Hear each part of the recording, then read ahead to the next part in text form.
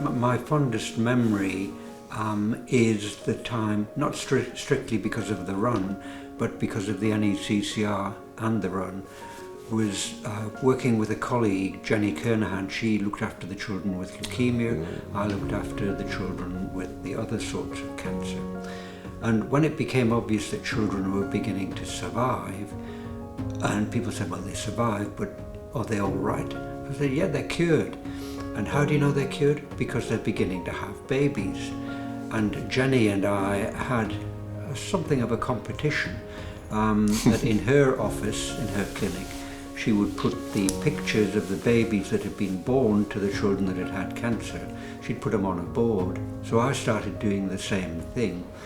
And we had a little celebration when between us we had 100 children who had been born to children that had had cancer.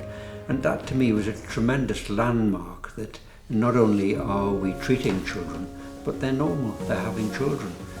So that was one of my greatest warm feelings. One of the events that stands out for me is that a year came when foot and mouth hit the country, and Gosforth Park rang us and said, you can't have the run. So a group of us got together and we looked at all sorts of different venues. I believe we included Alnwick Castle as well, didn't we? We looked at Alnwick Castle.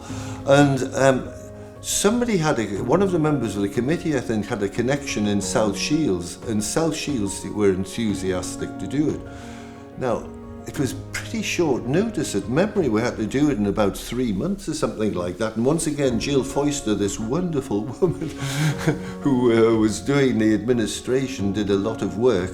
And we debunked down there and did it along the front at South Shields. And it was the best weather we ever had. It was the most glorious blue sky, and one of the biggest problems was having enough water on the course. But setting the course up was so hard. And Robin Heron, who was the TA officer,